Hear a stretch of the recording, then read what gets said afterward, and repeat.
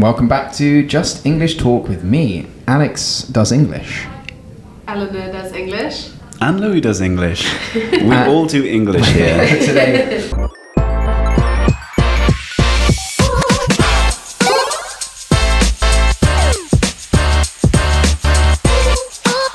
And actually, we're all on a new collective account, which we'll just shout out very quickly, which is myheadspace_English. Give us a follow. Woohoo. Wherever you can find us. Everything's going there. Yeah. For all your English needs. Precisely. Nice. Because we do English still as individuals. And what we're doing today is we're doing English. We're talking about the mistakes or the most frequent issues that we find in GCSE literature essays. So imagine we are in an English department right now.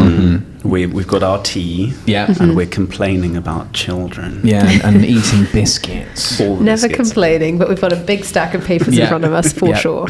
Yeah. Now this podcast could take several hours because we're very experienced teachers and examiners, and we have seen a lot. But we're boiling it down to the things that really stick out as enormous clangers or just really, really common little oversights. Yeah. Who would like to start with their not bugbear, but their thing that they... Shall I start with mine is kind of an overview type thing rather than a specific one, and it's kind of just awareness of assessment objectives. Yeah. And I think that one of the biggest things to note is that if you can get your hands on a mark scheme or an exam rubric and just look at how the marks are allocated by assessment objective, it sounds really kind of nitty-gritty, but it actually just makes things a lot simpler if you can do it. So the fact that AO1 and AO2 tend to carry the most marks, and that is basically your engagement with a text.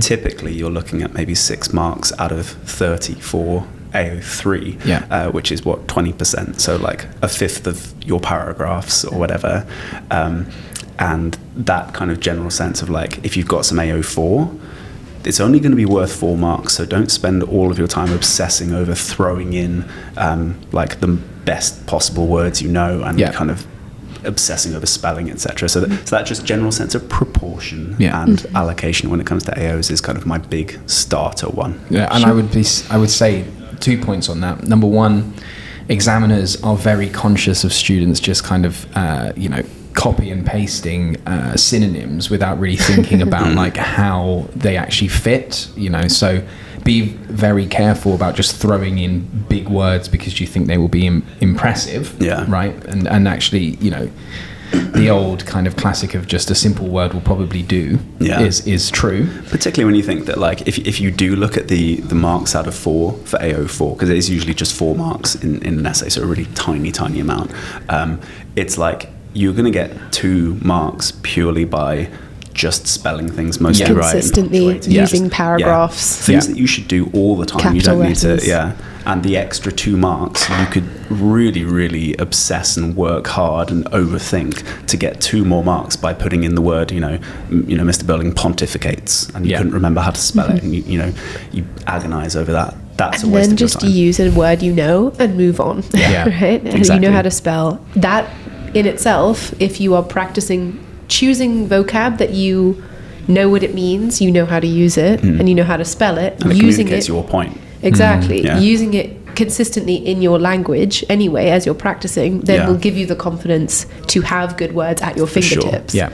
Because the worst thing to do... We'll get you that 2 points. Yeah, exactly. Those 2 marks. If those so 2 important. points are the ones that people fixate. But the worst thing to happen with that is you go, right, I think this is the right word, and you number one, you've wasted some time overthinking, and then you use the wrong word, and you actually obfuscate. See what I did there? The point that you're trying to make. Your point gets lost in the shadows because you have used the wrong word, and the point, which is going to be AO1 and your AO2 in terms of exemplification and kind of exploration, that's where you're getting the bulk of your marks, so don't lose them. Alex, how about you? Yeah, so a couple of things. Small one on Louis' point around that 6 marks for AO3, please. This is English. The examiners are interested in your engagement with the discipline, characters, the structure, the organization of the plot, the ideas that are encased within it. they're not as interested in the history, so when students sometimes get a bit confused between context and history, think it's not history lesson, I don't need JB Priestley's life story.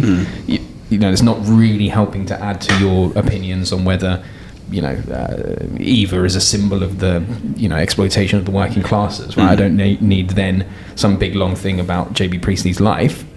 So be a little bit careful. Throw it in where relevant. It doesn't necessarily even need to be in every single paragraph, just where it supports your argument, your responses. That is sort of one side of it. I think the other side that students often, make mistakes is trying to cram too much into an essay. So I've read grade 9 responses that really just focus on one big idea and explore it in detail across the text. I've read some essays that are aiming for big things, but actually by trying to write about 9 different ideas that they've pulled out from Macbeth, right, you end up actually doing a disservice to those 9. You can, I'm not saying don't just write one paragraph. That's not what I'm saying. I'm saying it's okay to write an essay that just focuses on one really interesting thing, explores a wide range of the text, goes through the extract if you've got one, and just keeps coming back to the same thing. Whatever it might be. Macbeth is evil and he's entirely corrupted from the moment the play begins. Just as something off the top of my head. So I often think of a heuristic for AO1 is just like line of argument. And if you are putting in, as you said, like 9 disparate ideas, you're not forming a coherent line of argument. You are just going, here's some things what I know, rather than here is what the question is asking me, and here is how I am tracking it through the play, through the character, etc. And sorry, just on that while it's in my head. That means answering the question they give you, not the question you want to answer. So, for example, you might really love Lady Macbeth as, whatever, this corrupting figure, but the question's on Macbeth.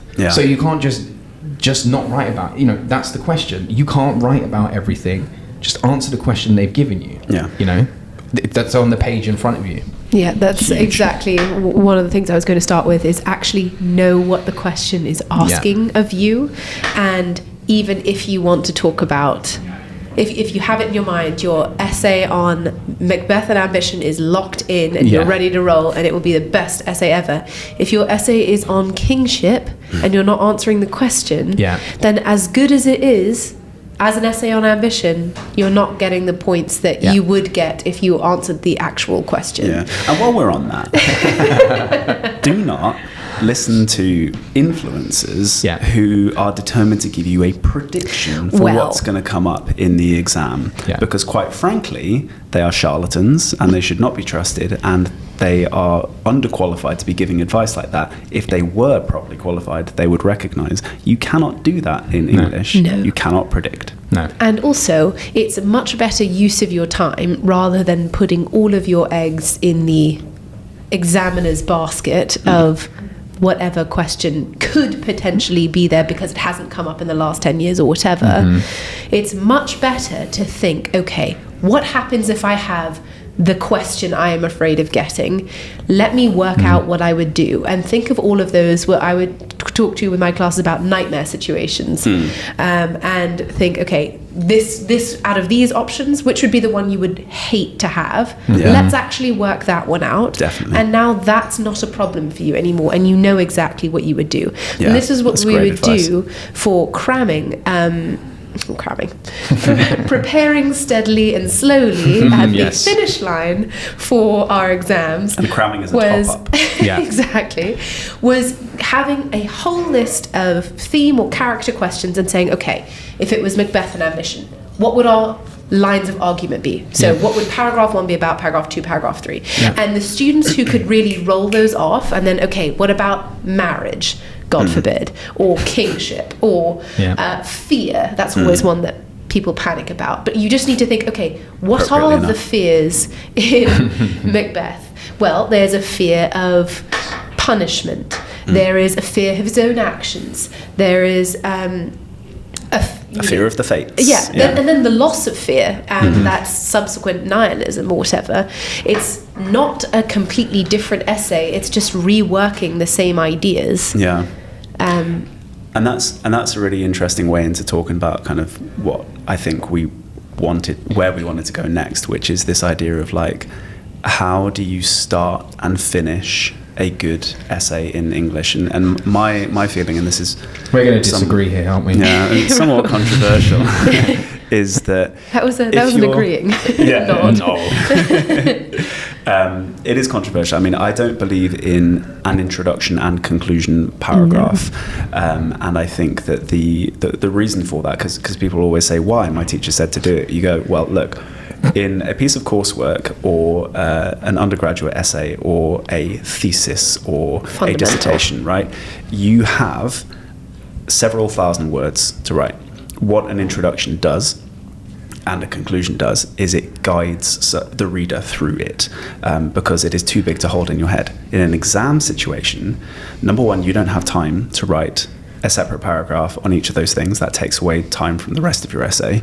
And number two, there is no guidance required when you've written, 3 sides of A4. Like an examiner can handle that argument. You do not need to have laid it out in full and then regurgitated it at the end. Waste of time. I agree. And I think that is where people sit there staring at the piece of paper in the exam thinking, how do I make my perfect first sentence? Where it is much more important, rather than panicking and spinning your wheels for 5 minutes and not writing anything, is that you have a couple of sentences in terms of sentence structures formatted as a thesis. So usually I advise 2 or 3 sentences where you introduce power is a fundamental theme in Macbeth, explain how, introduce very briefly who you're going to be talking about, and then say, perhaps Shakespeare did this in order to, and reference the Jacobean era, etc. And then you put the full stop on and you move on to paragraph 1.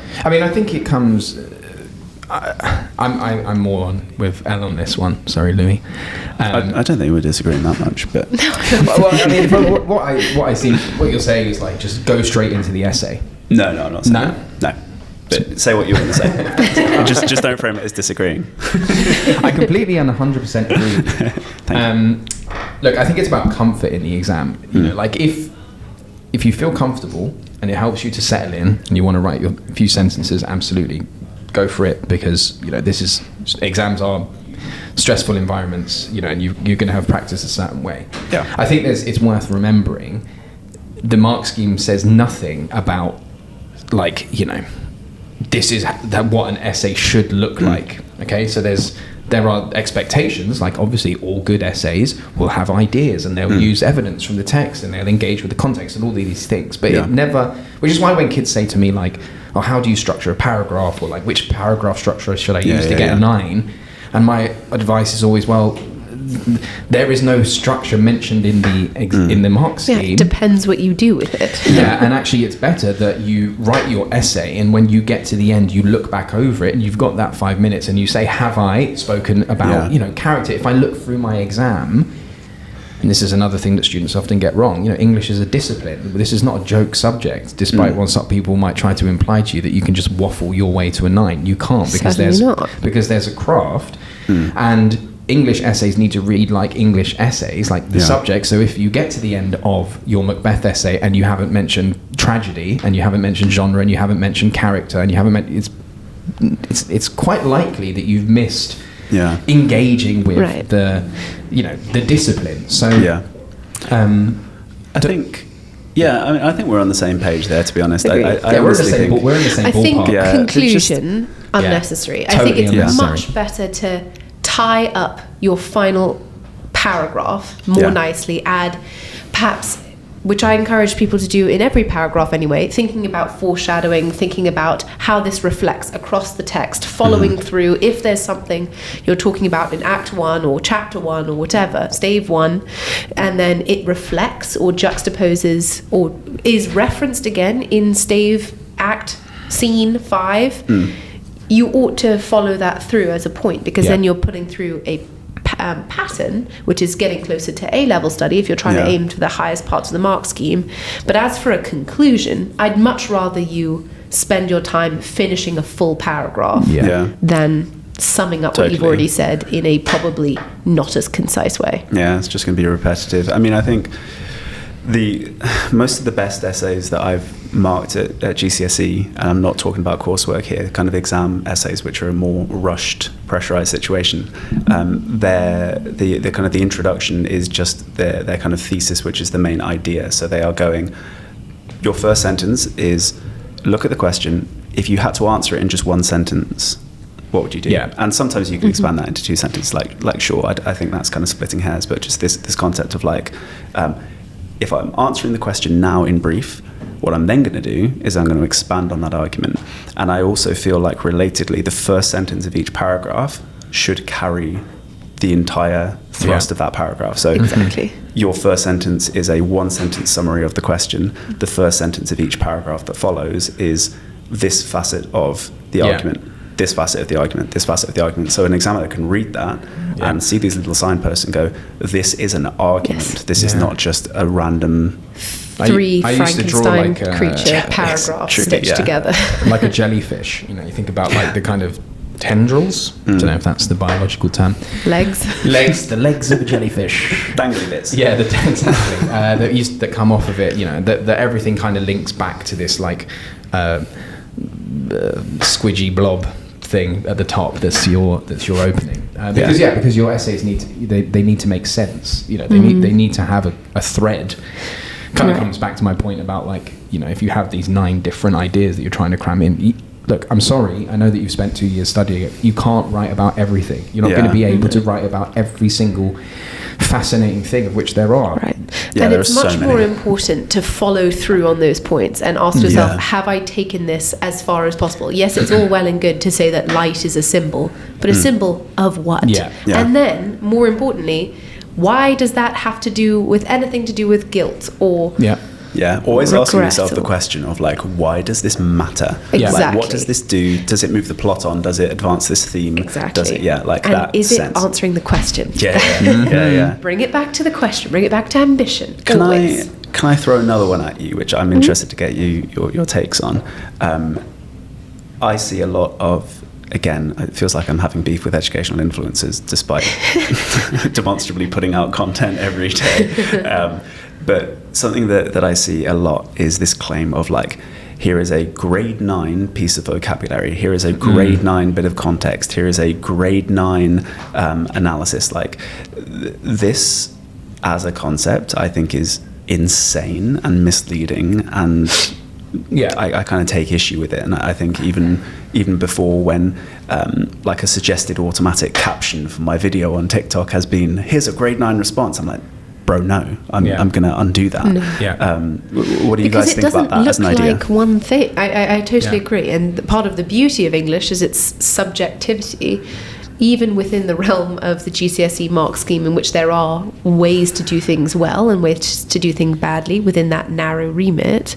But you can't just copy an idea and then that means it's a grade 9 one, because your execution is what's important here, and that will look different dependent on who you are and how you write it. You can throw in zoomorphism. It's a one that people love to say all the time. Zoomorphism. It doesn't matter if you say that or animalistic imagery, which is much simpler to remember, or if you're having a panic, you know, descriptive language. It doesn't matter which one you use. What matters is what you do with it. If there was one word, then everyone would just write that word. Exactly. So it's like, and then that word would cease to be grade 9 worthy. The new zoomorphism. What is it? I do appreciate that, you know, our subject is a little harder in terms of marks for students to get their heads around, because it's like, you know, at least it always was on the maths papers. Once you get to the end, you're in the grade 9 questions. You know, you're moving up through, and, you know, whereas with us, it's not like that at all, and that, like, you're achieving, you know, if you get a grade 9, in many ways you've achieved all grades prior in that one essay, because your examiners are reading things and moving you up as new things emerge and kind of bumping up. So also, there's no you're not graded on an essay.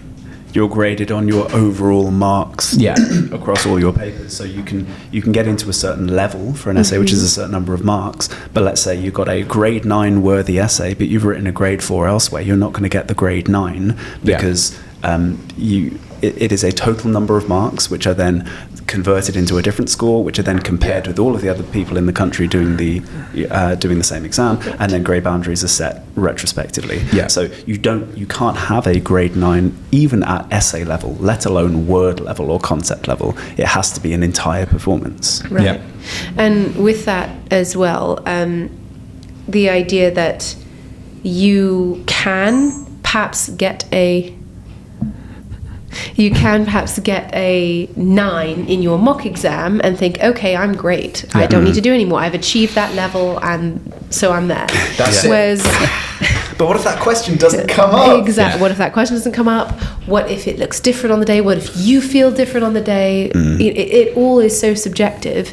So it's also something to be aware of, that just because you get a 9 once doesn't mean you're going to get a 9 on the day. So you do have to keep working. The people who do the most work, they become the most consistent. And then if you're confident, or your teacher is confident, that you are consistently achieving a 7, 8 and 9, then you can start to feel confident that that might be the grade you get. But it all depends. There's no point, just like with predictions, trying to sort of cheat or sort of savvy your way into it. You just need to consistently perform and know your stuff. Nice. And iterate and kind of challenge. My final one to wrap this up, which I know that you guys agree with, is this idea of like, and you both mentioned it before, of going, if you can't think of the relevant piece of terminology, remember that terminology is very, very, very small in terms of the overall image. So if you cannot think of a piece of terminology, just describe what it is doing. Like, people are always like, is this a preposition or is it a conjunction? And I'm like, no, just say the word and then explore its effect, because that's what's going to get you these marks. The use of the I'm always saying that the most common method that you're going to refer to in a writer's craft is lexical choice or word choice. Like just choosing a word over another word, rather than, syntactic parallelism in these two sentences. No. Apart from anything, you're going to have to write 2 full sentences of quotation to show that they're parallel. Don't be doing that. Just think about effect, authorial craft, and you can't go too far wrong. And similarly, if you forget your quote, just describe the moment of the text. And continue with your great idea. Don't sacrifice a great idea. And if you can only remember a couple of words from that quote those words. That is my version of things, because I prefer that over the paraphrasing, because sometimes the paraphrasing starts to sound a little bit like you're rewriting the story, and then you get a bit distracted, and then you've got something to analyze as well. But if you can remember certain words that you want to talk about, it's likely those are the words that are important in the quotation. So just put little quotations around that. You've embedded your quotation, then we move. Winner. That's it. Nice. Okay. Enjoy. Thank you. Good luck with your exams. That's it. See you next time.